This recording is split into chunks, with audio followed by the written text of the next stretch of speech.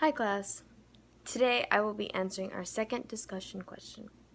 I chose George Washington and I will be answering why he was significant in 1788 through the 1800s. Let's get started.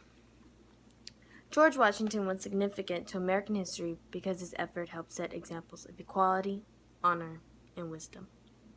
Leading the Continental Army, becoming America's first president, and leading the Constitutional Convention, these roles define the character and leadership of George Washington.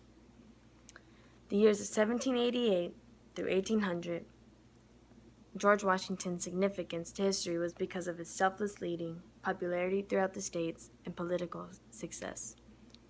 Early life.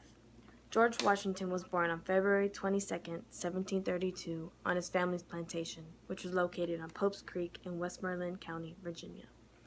George's parents were Augustine Washington and Mary Ball Washington. Out of 6 children, George Washington was the oldest.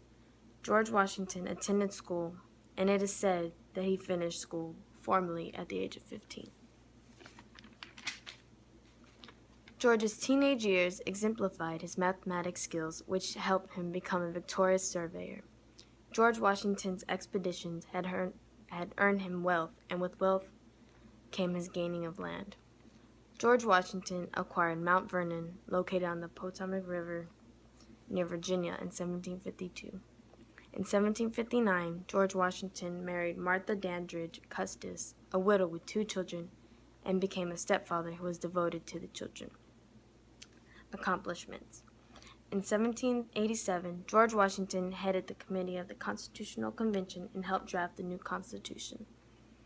On January 7, 1789, George Washington was selected as the first president of the United States. George Washington also established a bill for the First National Bank. George Washington set up his own presidential cabinet, which included Alexander Hamilton and Thomas Jefferson. Other important accomplishments that did not fall between 1788 through the 1800s, but I believed helped pave a victorious ruling for George Washington's future. In 1774, George Washington served as a delegate in the First Continental Congress. By the Second Continental Congress, a year later, George Washington became the commander of the Continental Army during the American Revolution. George Washington's final years. George Washington retired his presidency after 2 years and settled in Mount Vernon. George passed away on December 14, 1799, after inspecting land and catching a cold. He died at the age of 67. Not only was George Washington the father of our country, his historic significance helped pave a way of future triumph. Thank you for watching, and I hope you all have a good night.